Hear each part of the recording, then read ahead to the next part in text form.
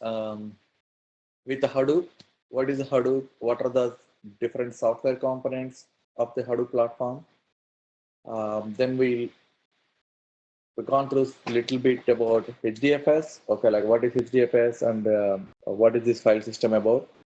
And then next we think we started um, discussing about the different daemon. I think I just started about the name node, and then I think up to name node features, I think I covered.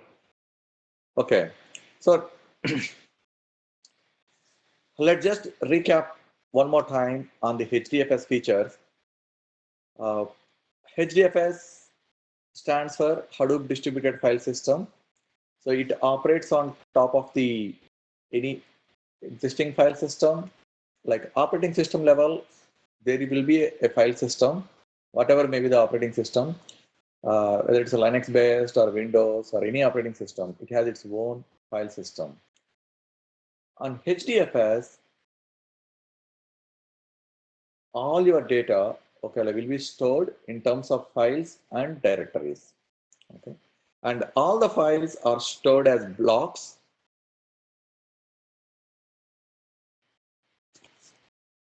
So entire HDFS has either it has files or directories. Okay, again, when you think about Hadoop, okay, like um, since it stores all the data, but it's not a database. Okay, like the data would not be stored as a in hidden format, or it's the you could see that literally how the data will be stored in Hadoop. So entire all the data in Hadoop will be stored in terms of files and directories. Okay, even it will not store in terms of files directly. So the entire file will be splitted as blocks, and then each block will be stored as a file. Okay, like I mean, a technical, or what is it like? Each block will be considered as a operating system level file. Okay, but on HDFS, your file will be stored as file only. Okay, like but technically, I mean, sorry, it's not technically, it's physically. Okay, suppose for example, you stored a file of size 100 MB. Okay. When you see the contents of HDFS, you would still see that there is a file, okay, which has a size of 100 MB. But in the physically, this file will be stored in terms of blocks. So enter this file, okay, like will be divided in terms of the blocks. So how it will be divided in terms of the block? Just file size divided by the block size. So default block size in Hadoop is 64 megabytes. So if any file is more than 64 MB, typically it will have more than one block. So here for our example, the size of the file is 100 MB. So 100 divided by 64, okay, like which will come as 2, right? I mean, when you round off that value, it will come as a 2. So 100 MB file has 2 blocks, and these 2 blocks will be physically stored in the Hadoop system. Okay, where it will be stored and how we would get to know more details about that one. Anyway, I'm covering on the next slides. Okay, as of now, just assume that all the data in Hadoop or HDFS will be stored in terms of files and directories.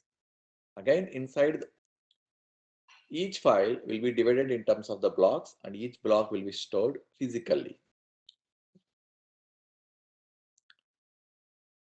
Next one, HDFS provides a reliability feature, okay, like by following a principle called replication. Replication is nothing but it's just like a copy of your data. So default replication factor in Hadoop is 3. So that means each block that you are going to store in HDFS will have 3 copies of data. So this replication, at what level the replication will happen? The replication will happen at the block level. The replication will not happen on the file or directory level. So when you store some file into the HDFS, so don't expect that the file will have a three different copies of the same file will exist in HDFS. That never happened. But the same file we divided in terms of the block, and each block will have minimum 3 copies. It depends on whatever maybe the replication factor that you said. So the default value is 3. Only the 3. Default value is 3.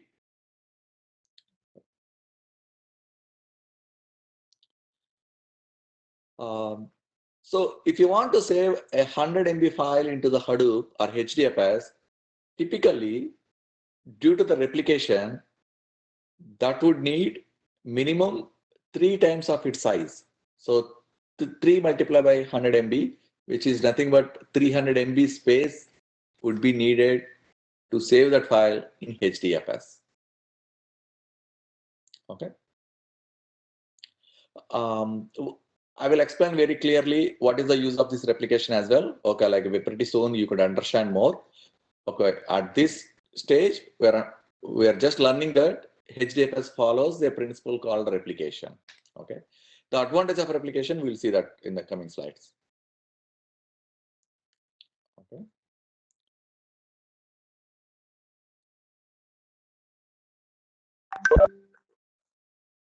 Shivshankar is the one like you told me joining us. Okay.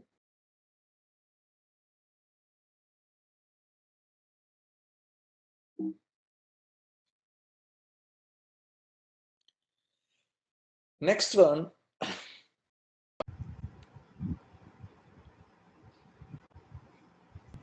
Given that what are the main daemons or what are the core daemons of the Hadoop platform? So these are the only 5 core daemons which will make the entire Hadoop platform. Okay, like so maybe I'm using the word platform, so maybe people would maybe you might be thinking that there are like thousands of processes will be there in the Hadoop platform. Really, they don't have that many servers, that many processes will be running. Okay, like these are the 5 very commonly used and core daemons. We will see that one by one. Okay, like about this. నా voice వినిపించట్లేదు కదా మీ ఇందులో ఇప్పుడు వినిపిస్తుందా? I will mute. Okay. More details about these daemons. First, we'll try to understand these daemons. Okay, like then I will slowly show you that what would be their roles. Okay, like how they will play in processing or storage, and in exactly what would be their what does these daemons do exactly in the Hadoop platform. Okay. Let's first discuss about name node.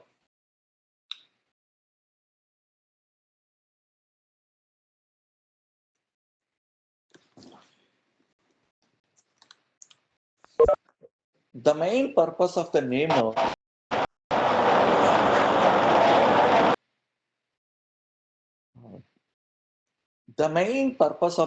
node is name node will always just store the metadata about all your data of HDFS. So once you store the data into the HDFS, right? So the metadata means data about data is nothing called metadata. Okay. So data about data means like file name and location of the data, user permissions, size of the file, okay, and who is the owner of the file, who is the group user of the file, what are the permissions given in this file, okay, like the file name and file size, and how many, what is the replication factor used for this file. So these are the information is called like a metadata. Okay, so all this metadata will be stored in name node. Okay, that is the first core principle or purpose of the name node in the Hadoop platform. It stores all the metadata.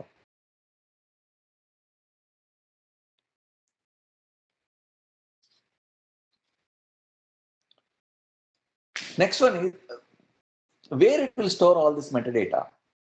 So of course it stores the metadata. Okay, where it will store? It will not store in the disk, or it will not store in any of the file or any of this one. So all the metadata will be stored in the memory allocated for this daemon. So the memory, whenever you start some process in the Unix or Windows, okay, especially when you start Java, I think I already explained that entire Hadoop platform is written in Java. So the name node is also okay, like I could say a Java program. Okay, so for this Java program or Java server or Java daemon, okay. So for this daemon, at the time of starting, okay, like you will allocate that, use this much of memory, okay, like for all the storage purposes.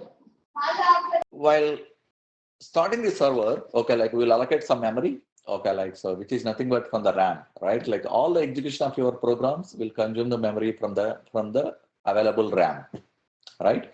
So it's called like a memory needed at the time of runtime, right? So whenever you're running a program, how the running program would get the memory needs from the available RAM, right? So same thing even here also. So all this information, okay, like maintained in the RAM, because why it will maintain in the RAM? Because it will, when you store the metadata in the RAM, so that your lookup will be much more faster. Okay. Uh, Whenever you need some information about a file or a directory or about the size, so you will contact the name node, and name node will fetch the information from the RAM, and then it will provide you the details.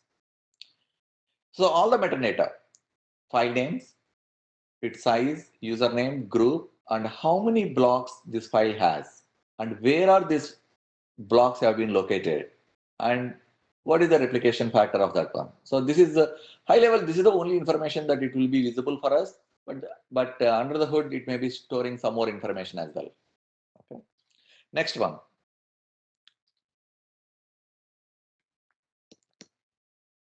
Since name node stores all the metadata in the RAM, obviously it has some limitations.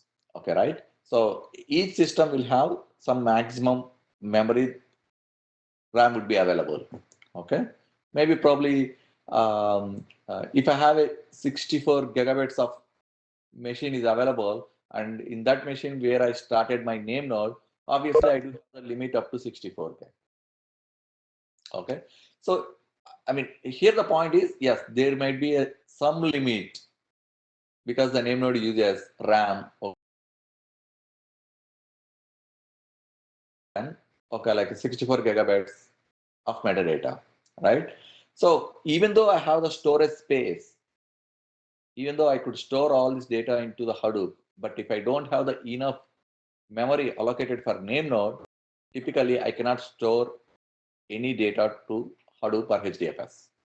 Again, I would be using like a lot of times these words interchangeably, Hadoop or HDFS. So in Hadoop, there is no other way that where you could store all the data. So it's only HDFS. Okay.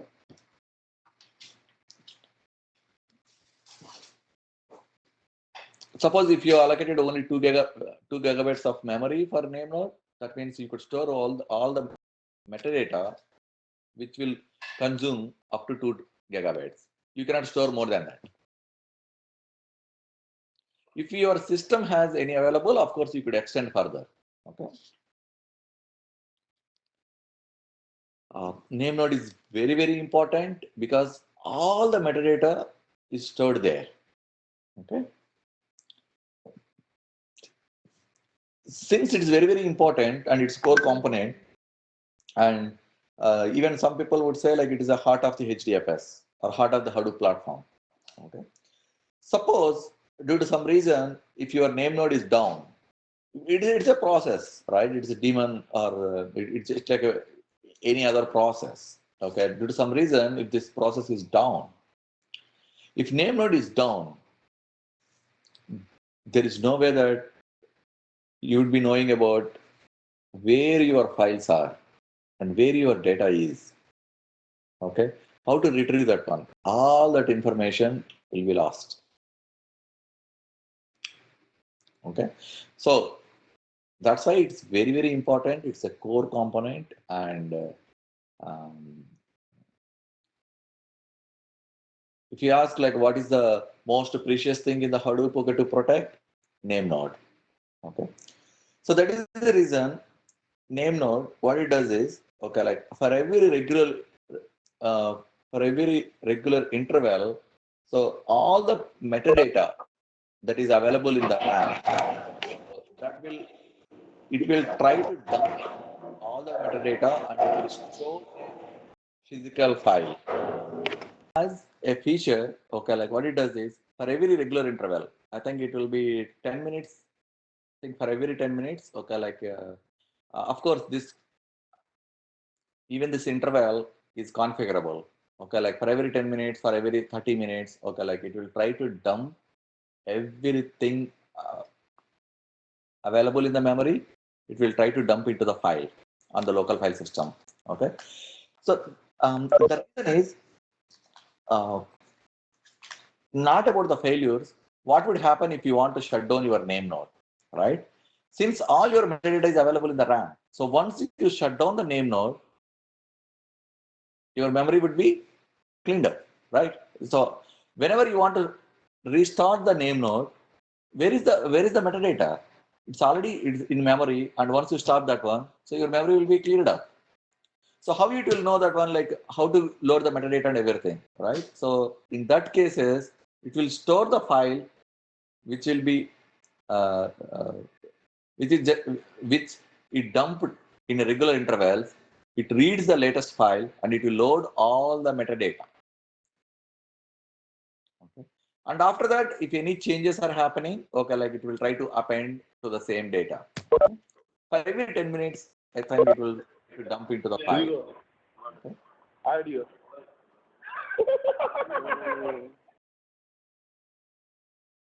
Also, it's not only in one place in the local file system. Okay, like you can configure such a way that it will dump to a file in more than one location, so that you have some more copies. Okay, like so. If you configured more than one directory, okay, like I will show you that what is the directory and how to look on all the configurations thing. But just anyway, we are talking about dumping about the metadata from the name node. So name node also has, if you configured more than one folder, obviously like it will try to create that many copies of the metadata as well. Okay. Next.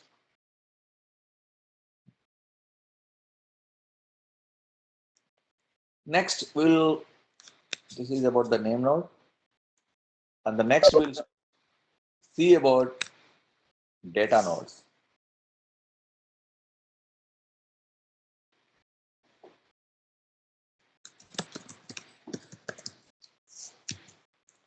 One more thing I want to highlight on the name node. Why they name this daemon as a name node? Because it will save metadata starting from file name onwards. So since it stores the file names and then so and so all the metadata, they named this daemon as name node. Okay.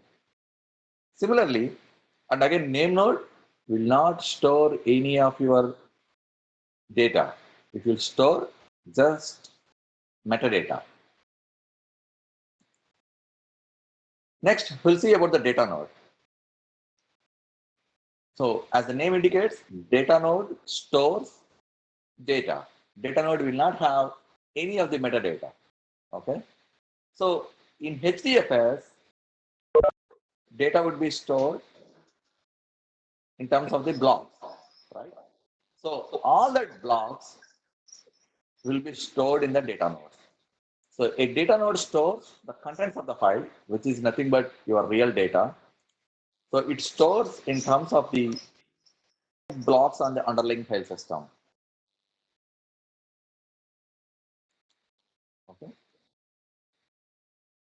So what is the format of this block, and it will be, we cannot view the contents of this block. Typically, it will be in the binary.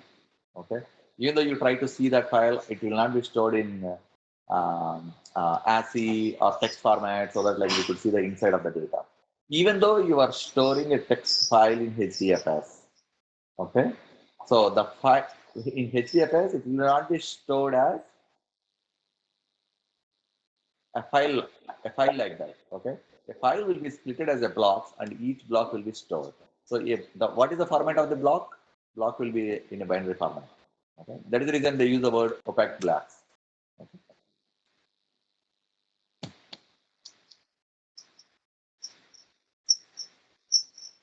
When it's storing the blocks of a file, um, it will follow some algorithm. Okay, like I could say like it's just like a random algorithm. Okay, like but different blocks of the same file will be stored on different data nodes. Obviously, we know that data node stores the data blocks or blocks of your data, right? So for a given file, start your data, and if it has of the same file, okay, there is a chance that it will be stored in the different data nodes. It will not be. There is no guarantee that all your blocks of the file will be stored on the same node. But of course, it follows some algorithm. Okay, like even though I said like random, uh, it will follow some algorithm exactly like. It will not be on the same on the same way exactly. I mean, how you are loading the data is also important role. Okay, like, but we will see that one whenever we when we are doing the hands-on exercises. Then I will explain more detail about okay, like what is the algorithm that it will follow and everything. Okay, but here the blocks related to the same file. Okay, like suppose there is a one file, 100 MB, same example, which require two blocks. So first block will be stored in the data node 1, and second block may stored in data node 20. Okay. So it will not follow the principle by saying that all the blocks of the same file will not be stored at on the same node.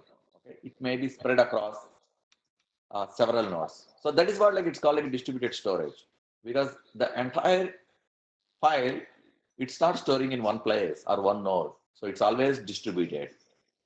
Okay. It's not only just like the files, even the same file, it will be distributed.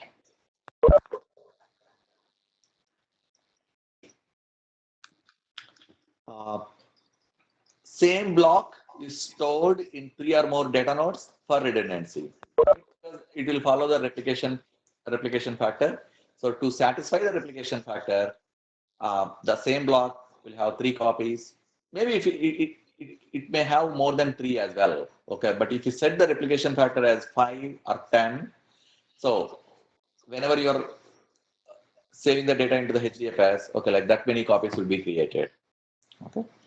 Uh, Replication factor, you might have guessed by now. Replication factor you could set at file level, you could set at the directory level as well.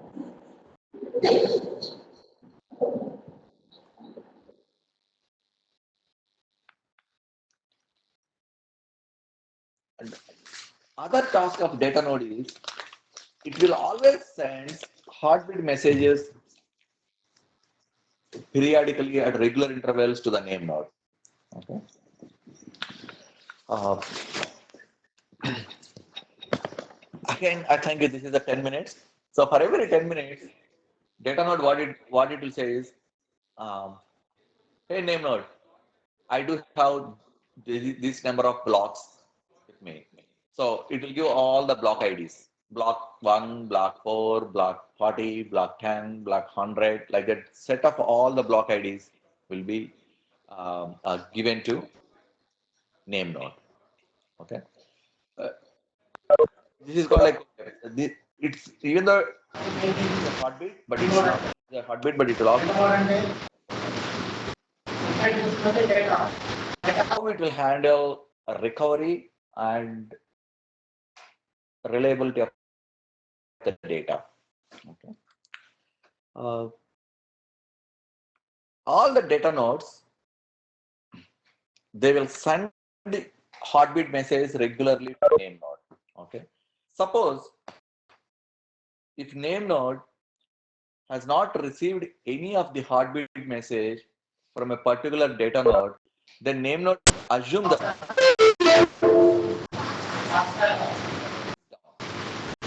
failed to get any of the heartbeat messages. So simply it will assume that that data node is lost. And of course, name node has the information. What are the blocks which have been available in the it knows that which data node has other copy of the data, other copy of the blocks, and then it will simply copy over the data from one data node to another data node. So one of the jobs of name node is always try to maintain the replication factor. Okay. So if one of the data node goes down and all the blocks which are available in that node, okay, will will get copied over to other data nodes. So that it will try to keep the replication factor as configured. If it is configured as a 3, okay, like it always try to see minimum 3 blocks will be available in the cluster always. So that's how it is able to recover the data, okay, from the failed data nodes. That is the reason it always distributes the blocks much more of a random manner. Okay, it will not try to keep all the first copies of the block, all the first copies of the file in a given data node. It always try to distribute it. Okay.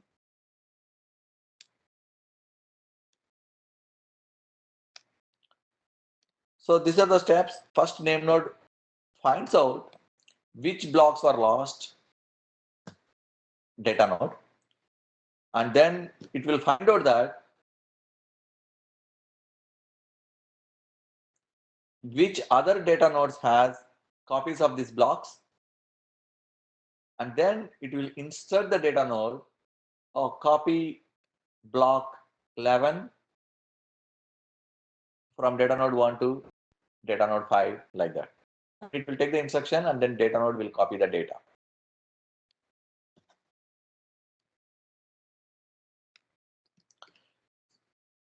So the name node will always make sure to maintain the replication factor. Okay, that is another purpose of the name node.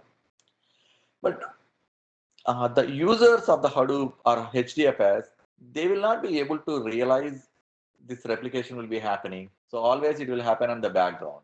Okay, like name node will always be doing this kind of a thing. It will always try to move from uh, failed data, maybe some data node fails, so it will always try to copy from wherever it's one data node to another data node, like that. Also, there is another, not sure whether I added any slide information or not. Okay, like, but name node will also tries load balance the data nodes. Okay, and while load balance means it will always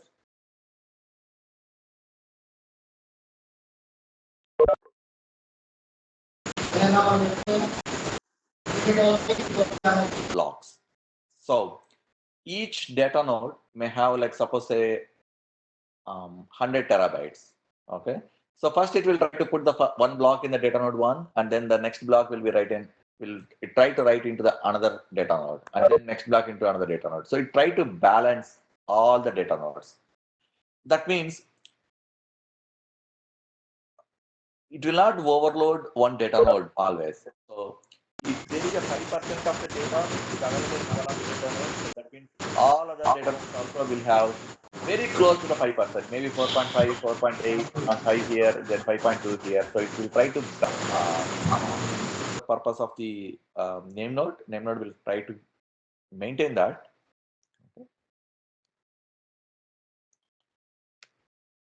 Okay.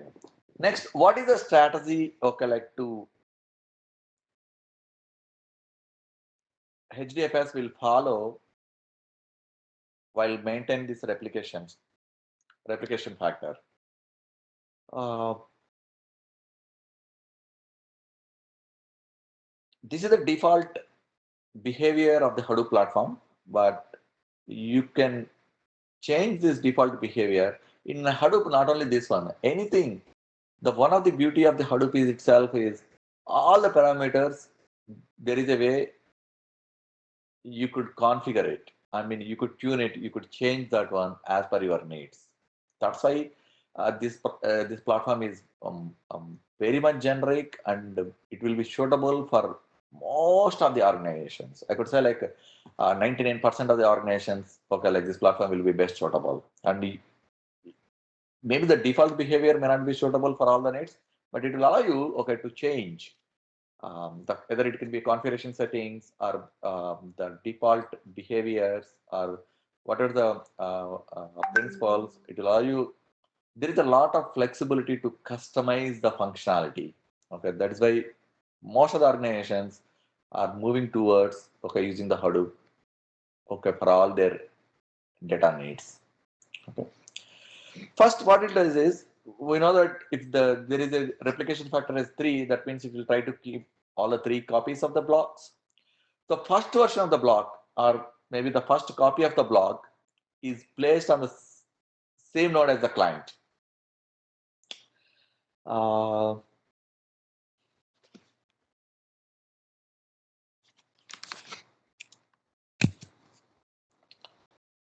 Maybe I'm trying to.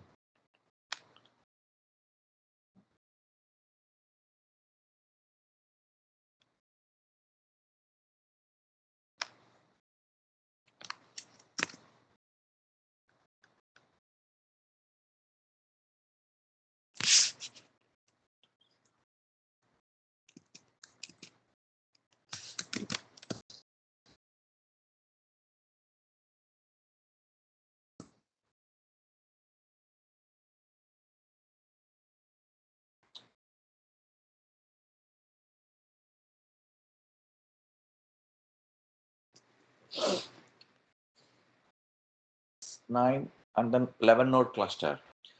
So how many number of machines are part of your cluster? Typically people use that word or use that number, and then they will say like 11 node cluster, 10 node cluster, or 20 node cluster, like that. Here, this is a very typical architecture of the Hadoop cluster. So there are 3 types of nodes are available. People would name into the Hadoop platform. One type is called like a master nodes.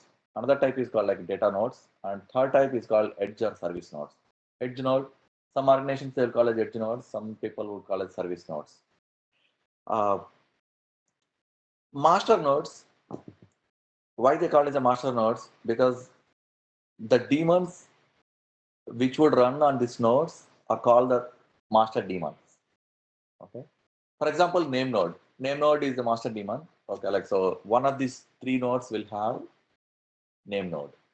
Okay, and resource manager. We'll talk about the daemons in the coming slides. All the data nodes will have data node daemon running on. That's why they would be called it as a data nodes. And in other words, data nodes are the nodes where your data would be residing on. Okay, and edge nodes, when you have a 100 node cluster or 200 node cluster, people will not allow to log into all these 100 or 200 boxes. So anybody who want to access any of the Hadoop related tools, or if they want to run any of the Hadoop related commands, or if they want to do any of the Hadoop development or any of the work in the Hadoop platform, they will be logging into the edge or service nodes. So they don't give the access to all the nodes of the cluster. And even it's not a good practice as well.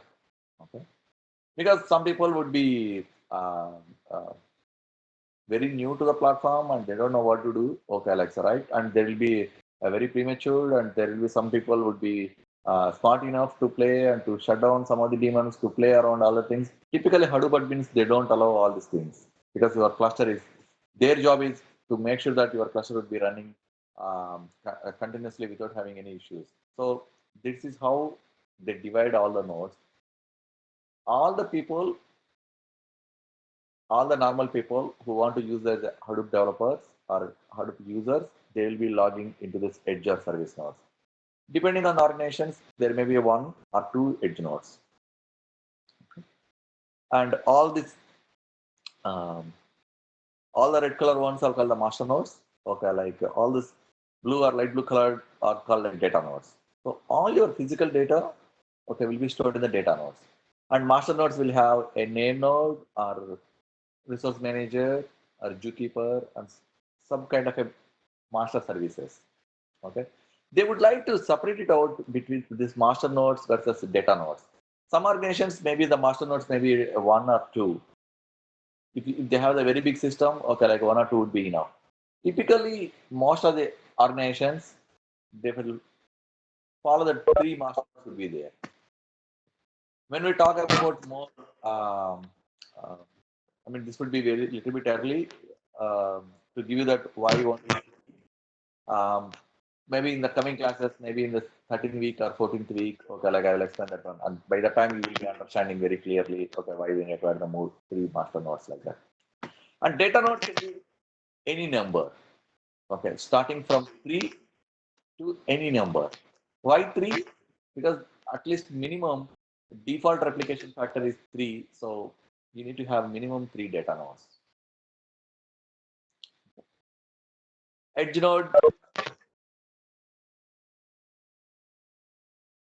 organizations, they try to keep one node as an edge node, and edge node does not have any of the daemons or any of the services would be running on.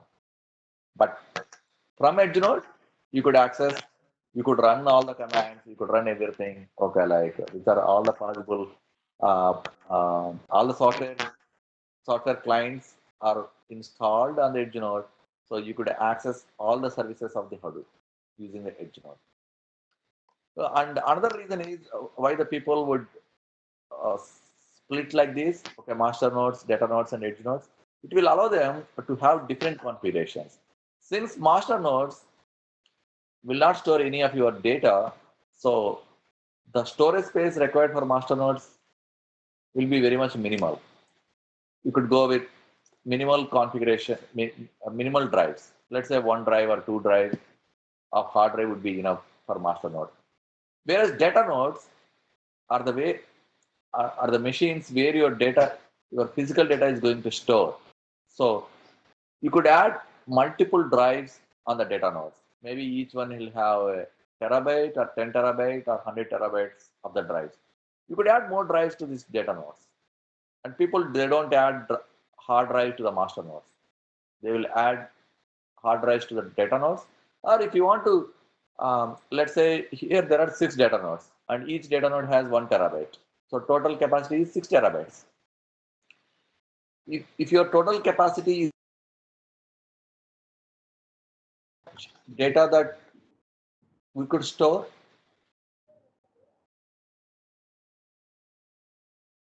our total capacity is 6 terabytes in HDFS.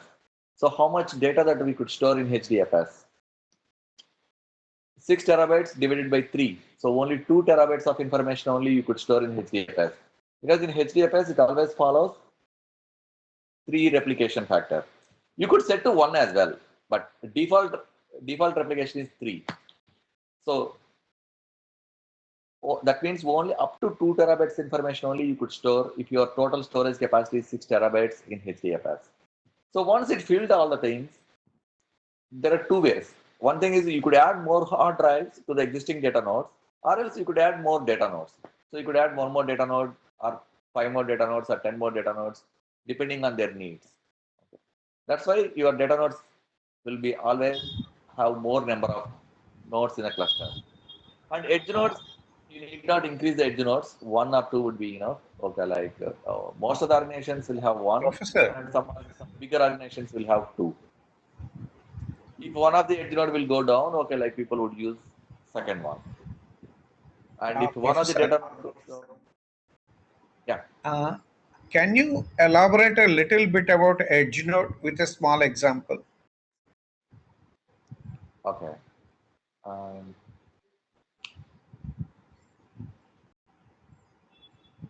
Hadoop software, of course, it is all distributed. What does it mean? Software will be available in all nodes, whether it's a master node, data node, or edge node. But all the daemons and services will be running on either in master nodes and data nodes. So none of the services or none of the daemons would be running on the edge node. Edge node is just like a gateway for entire your cluster. So it will people, all the people, all the Hadoop users, not only developers or testers or whoever interacting with the Hadoop nodes or Hadoop cluster. So they will be logging into the edge node and then they will, for example, they log the edge node and they will run everything.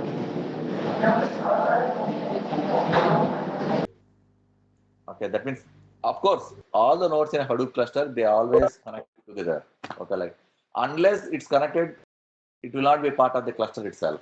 Okay, so all these nodes, okay, they're connected, but I just change the colors just to differentiate between the master nodes, data nodes, and edge node. Like these are the type of the node they would be calling under. So if you have more nodes, then only this kind of a differentiation will come.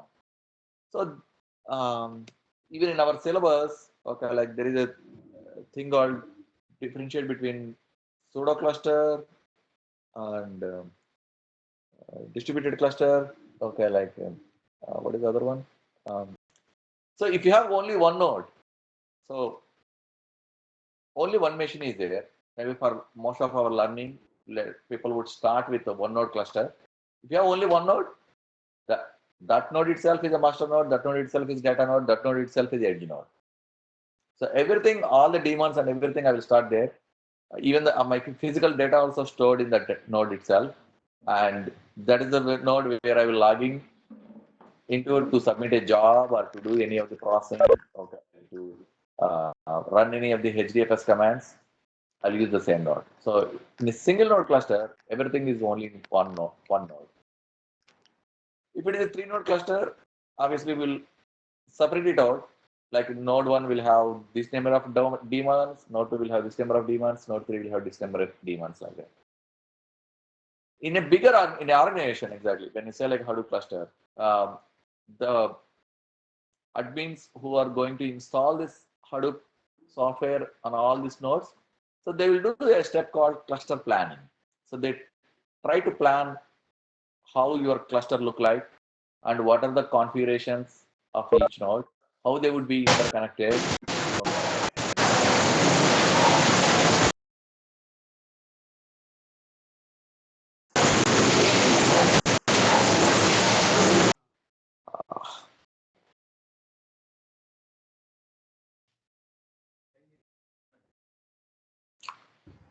Um, Chakravarti garu, default with muted. Look like. sir, when you talked about edge node again, I got distressed, sir. Sorry for this. Okay. So here, uh, Hadoop software is available. I mean, it will be installed on all these nodes.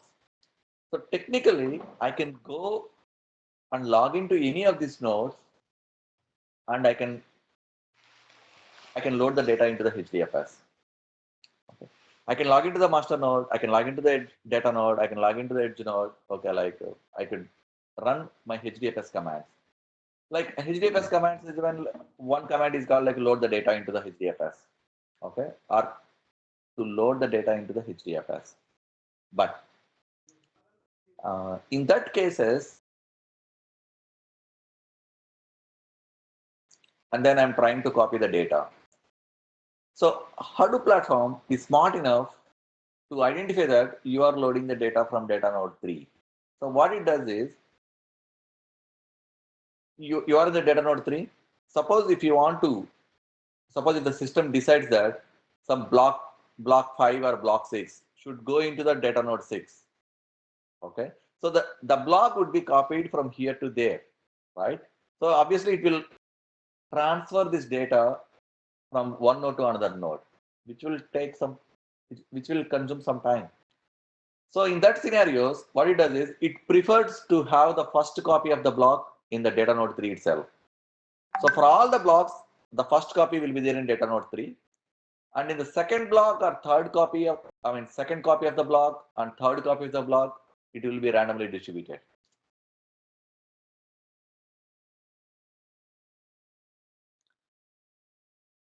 The reason it chooses first copy on the same node is that it will try to reduce the time to copy the data into the HDFS. The first copy will always goes to this node, where whatever the node that you logged in. If you logged in into the data node, suppose if you're logging into the master node, even if you log into the master node also, you could run all the HDFS commands and you could able to copy the data into the HDFS. So in that scenario, anyway, master nodes will not store any of your data. So it need to pick one of the data nodes. So in that case, obviously it will pick up one of these data nodes and then it will distribute and it will copy the data to that data node. If you logging into the edge node, this is what most of the scenarios, like 99% of the organizations, they do have this kind of a, they will split the nodes like this. In most of the scenarios, they use the edge node to copy over the data. So in that case, even if it is a master node or edge node will not store any of the data. So even in that case, it will randomly pick one of the data nodes and then it will distribute the.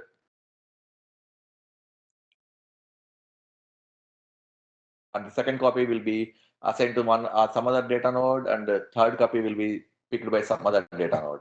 So the data node would be picked by random manner. So random and round robin fashion manner. Okay, like that. Suppose if the first block will be stored in the data node 3 and the second block will be stored in data node 1 or 5 or 6, whatever it is.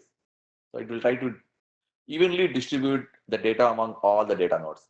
Suppose if the data node 1 is 5% occupied, typically data node 2 also 5%, data node 3 also 4.8, 4.7, very close to the 5%. So there is a threshold, how much percentage variance that you need to keep in terms of the storage. It always tries to balance the data. So 20% of data node 1, 20%, 20% here, all the data nodes will be occupied 20% evenly. That's how name node will decide which data node the data would go into. And also there is other one, all these data nodes, they will make sure that they will be attached to more than one rack.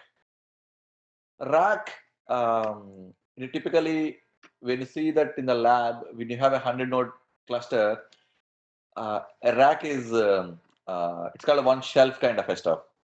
Some computers will be connected to one rack. Okay, like let's say if your rack size is 10, that means 10 nodes will be connected to one rack and another 10 computers will be connected to another rack and 10 computers will be connected to that rack. Why the systems would be connected into different racks? Because um, when you when you enable them to connect together, okay, like based on some switches and routers, so it requires the setup using the different racks. Okay, that's administration and whoever installing all your machines. Okay, like they would take care of that part. But typically they follow this rack topology. That's what they'll say. So each rack, there will be 10 computers connected, another rack, 10 computers, another rack, 10 computers, so like that. So typically, whenever some one data node goes wrong or one data node is not responsive, in that kind of a failure scenarios, what would happen is inside the lab or inside the data center where all the systems got connected, there is a chances that entire rack would go down.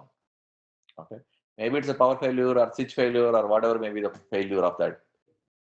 at network layer. So entire rack will go down. So that is the reason when choosing a data nodes to store the second copy or third copy, it will try to put one copy outside of the rack. If you see the failure scenarios of the systems in a typical data center or in a lab, entire rack would go down. Okay, it's not about one system or two systems. All the systems connected to a rack would go down. So that is the reason they define the strategy so that at least one copy of the block will be outside of the rack. Like suppose one rack has 10 data nodes connected. Okay. If you keep all the first copy of the block, second copy of the block, third copy of the block within the rack, what would happen if the entire rack goes down? Then there is no way that we could access that file, even though I have all other data nodes are up and running, right? So that is the reason they follow that strategy. Okay, like minimum one copy would be saved outside of the rack. Okay. Just to explain that strategy, okay, I try to list down all this introduction, how this data, how these nodes have been named differently from other. Okay, what are the different ways to load the data into the file? Okay, like, and what is the replication strategy, that block replication strategy that Hadoop would follow?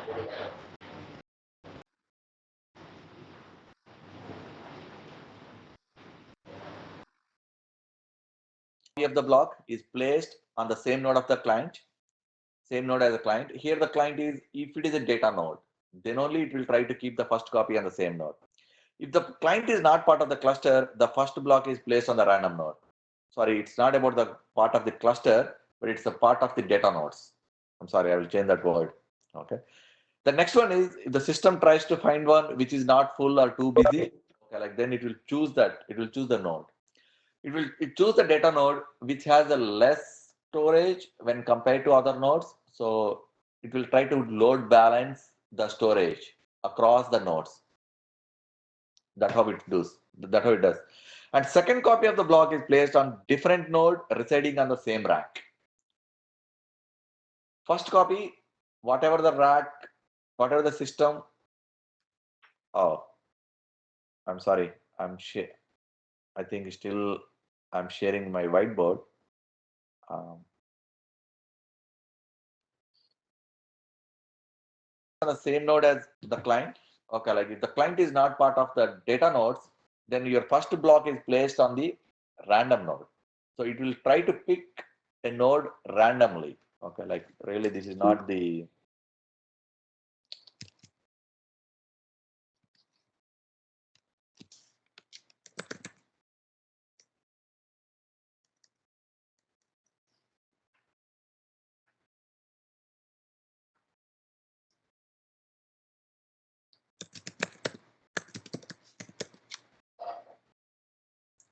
if it is a data node, then only it will try to keep the first copy in the same data node. Otherwise, it will try to pick randomly on a random data node. And also it will sometimes, if the data node is not reachable or if it is really busy, okay, like if it does not have, if it is not responding immediately, then it will not choose that node. It will try to choose other node. Second copy of the block is placed on a different node residing on the same rack. Third copy of the block is placed on a node on a different rack. Okay. The first copy, second copy will be typically will be there on the same rack, and the third copy, it always makes sure that it will try to place in different rack. This is how your nodes have been connected different racks. Typically, each rack will have the capacity of 8 or 16 like that. Okay, so depending on the cluster size, okay, like they apply this kind of a strategy. Okay.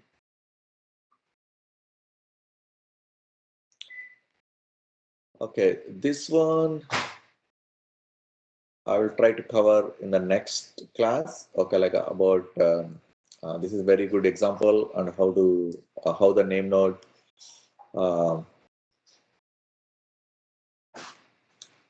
recover the data, even though when one or some of the data nodes lost. Okay, like so that is very good example, and we'll go through that in the next class. I think next with the next class, I will give you the I will complete the introduction about the Hadoop daemon software, and I do have the architecture diagram as well. Okay, like I will share that, and then after that we'll go to the Java part, and then we'll learn some of the advanced topics of the Java, and then we'll go to that MapReduce, and then again we'll come back to the theoretical sessions of the Hadoop.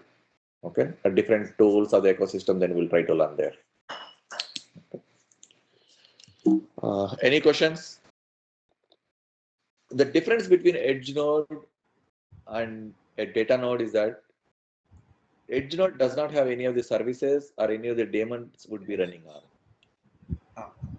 Okay, but all the ecosystem tools are accessible from the edge node. What would happen is admins, they try to control who are the people logged into the clusters. Okay, like they don't allow to log into the data nodes or master nodes for all the Hadoop users. Okay, admins definitely they could able to log in and they could do certain, but all the developers and normal users, they don't allow to log into the data nodes and master nodes. So everybody they will log into only the edge node.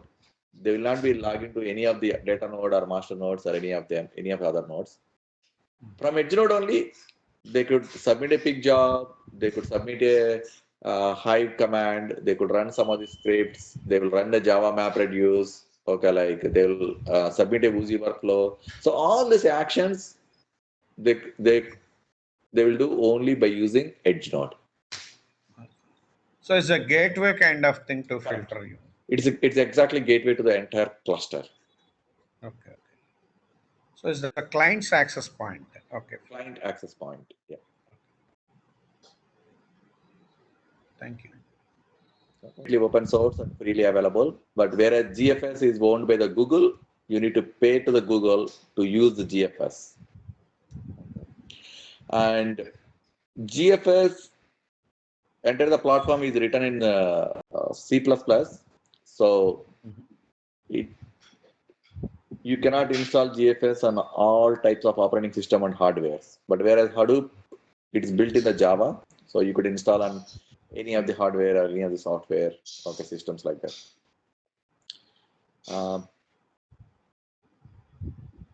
And this replication is not there with GFS. It's there even in GFS also. GFS also it will be divided in terms of block, but they don't call it a block, but they will use some other word. Okay, but still the data would be splitted and then they'll do that one and everything. Google platform, okay, like which is they'll say like what is that?